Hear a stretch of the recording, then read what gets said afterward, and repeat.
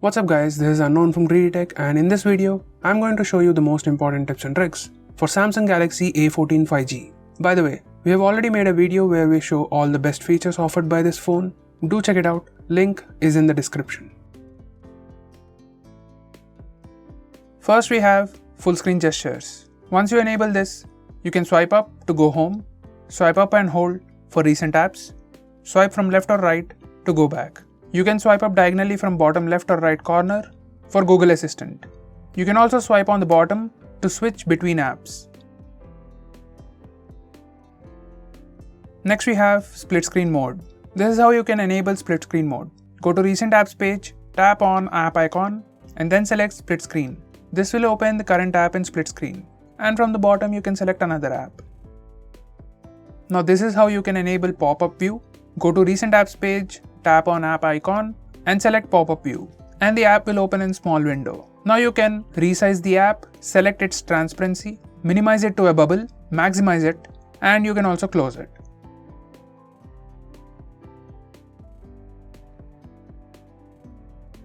Next, we can enable split screen for all apps. There are some applications that still do not support split screen mode, so to fix that, you can go to settings and then select about phone and go to software information. Now click on the build number few times. Once you do that, developer options will be enabled. Now if you go back to settings, you can find developer options. Select that and scroll all the way to the bottom and enable force activities to be resizable, and then restart your phone. Now you will be able to use all applications in split screen mode.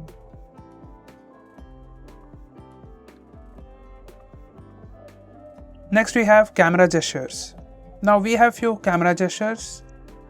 You can swipe up and down on preview window to switch between front and rear cameras. You can also pinch to zoom in and out to switch between primary and wide angle cameras. Now in the front camera, you can show your palm to take a picture.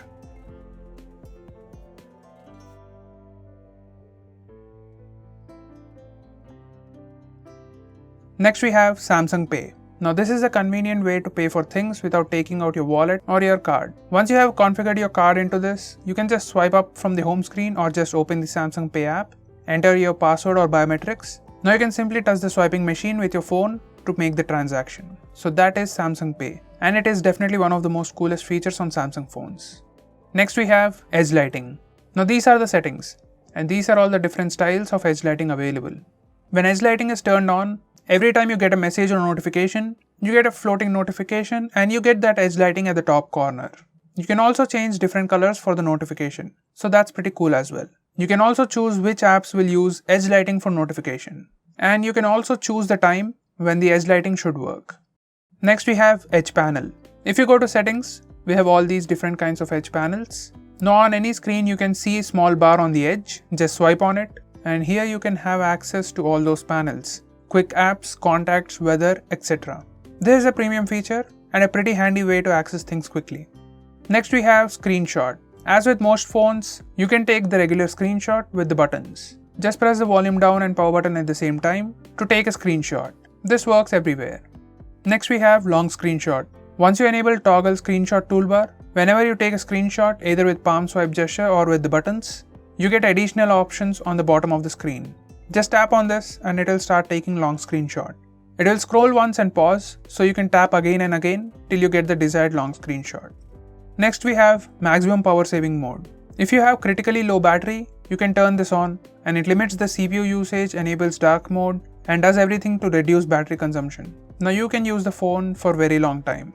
You can't do much in this mode, but you can add more apps here and you can also use internet.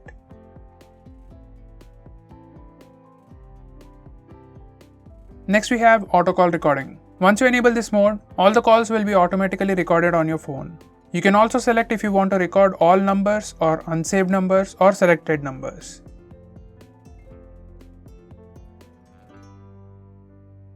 Next we have default apps. This is default apps page. From here you can select your default browser, default phone dialer, default home screen, that's the default launcher, and so on. Next, we can show battery percentage. Once you enable this toggle, it displays the battery percentage on the status bar.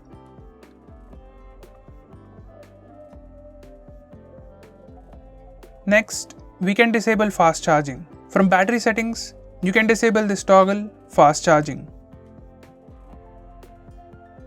Next, we can display brightness control all the time. Now this is your brightness slider. You can also put this brightness slider on top, here, and you can do that from here. Select quick panel layout and enable show brightness on top. Now you can access the brightness slider on top.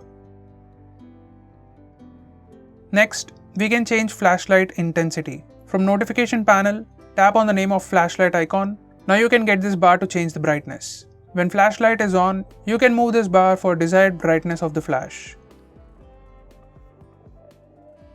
Next, we have quick settings. In notification panel, you can access quick settings for all these toggles. You can change sound profiles, change flashlight intensity, change blue light intensity, change auto rotate options, change Bluetooth options, and change Wi-Fi network directly from the notification toggles.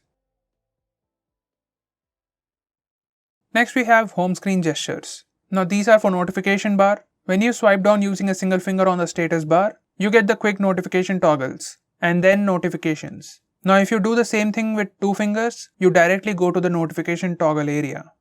Next, we also have some tweaks for home screen. You can swipe up and down and it shows your app drawer by default. And you can change swipe down gesture to notification. Now when you swipe down on home screen, it will bring down the notification panel.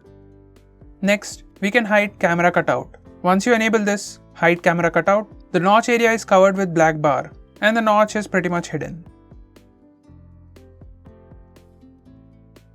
Next, we have side key feature. We can double press power button to quickly open the camera application, or else you can also open your favorite application. Next, we have swipe to call or send message. Once you enable this, in your phone dialer or contacts, you can swipe right on the contact to call them or swipe left on the contact to message them. This is the quick and easy way to take those actions.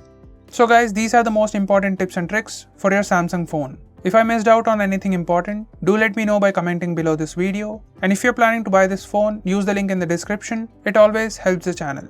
If you want us to make any specific video, tweet out to us with hashtag AskGreedyTech on Twitter and we'll try to make it as soon as possible. I'm Unknown from GreedyTech. Meet you in the next one.